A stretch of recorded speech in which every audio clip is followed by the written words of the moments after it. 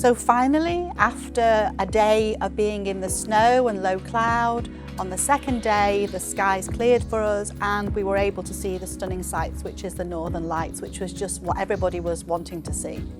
So the first time that they became visible was around 5:30. I heard the captain making an announcement to say that they were visible at the aft end of the ship. And then eventually, when I was outside, which was about 7 o'clock, the whole cloud of the Northern Lights was stretching straight across the top of the ship from one side of the horizon to the other. And then, of course, as time went by, we were treated to this magnificent display of this swirling white cloud, which to the naked eye looks pretty much just like a white cloud, but when you take photographs of it, of course, you get these fabulous, brilliant colours of greens and sometimes some reds and blues as well.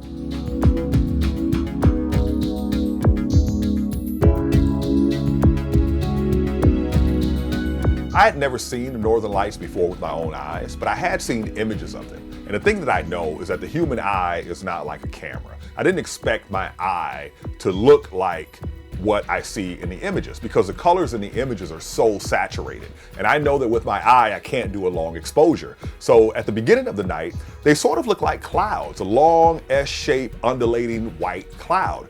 But from my experience in astronomy, I know that contrast matters. So as the night went on and it got darker and there was more activity, when they changed colors, when there was reds and greens, both colors just burst out.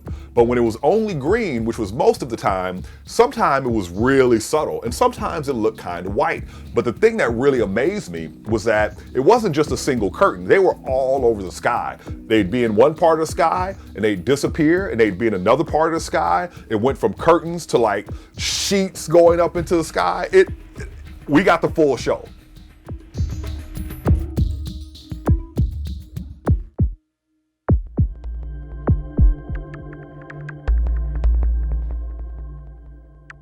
The thing about the naked eye is that your brain is a part of the processing. So if you look up at the night sky, there are stars, and the stars have colors. So some stars appear red, some stars appear blue, there are even stars that appear yellow.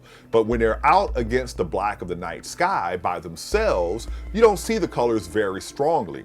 But sometimes, for example, the planet Mars, which is red, it doesn't look very red, but when it goes close to the star Spica, which is blue, suddenly Spica looks very blue and Mars looks very red. So the contrast matters. The intensity of the signal matters and the contrast matters. So when the Aurora had two colors in them, then suddenly both colors became vivid. But when it was mostly only one color, and remember, the eye is more sensitive to green than it is to red. So the majority of the low altitude Northern Lights are green. It's the high altitude Northern Lights that are red. And so you need a stronger electron current coming into the atmosphere to get both of them typically at the same time. But we got that. So, you know, it was a good night.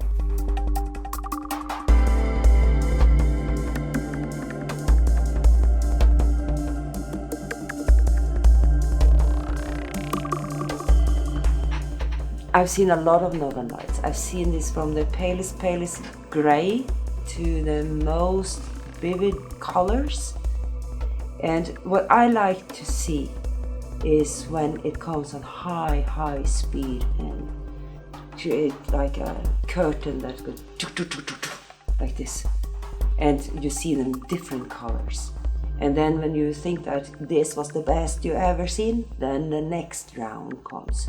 You know the one that comes from the corona, the one that comes straight towards you. And you know that you are now directly in one of these magnetic field lines.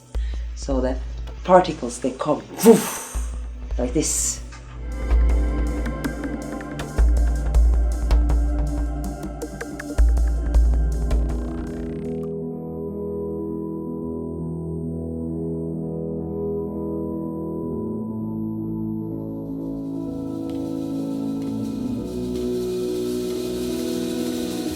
I was really surprised. I had never seen them before, and I didn't expect them to change so dramatically, so quickly.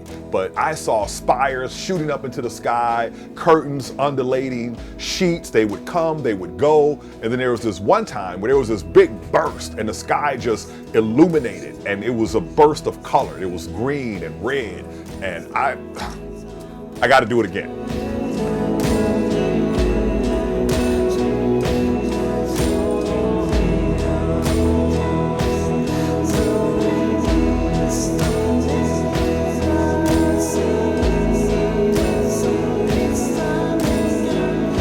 So this is the first time that a ship of this size has come up to the northern part of Norway at this time of the year. And of course, it's never guaranteed to see the Aurora Borealis. It's a natural phenomenon. You can't really predict too much what you're going to see because of other variables like cloud cover that we saw like on the first night, for instance. But we were so lucky to actually see it in all of its glory as we did on that second night. I think that's really been a huge highlight for many people on the cruise and the main reason why people chose to do this fabulous itinerary.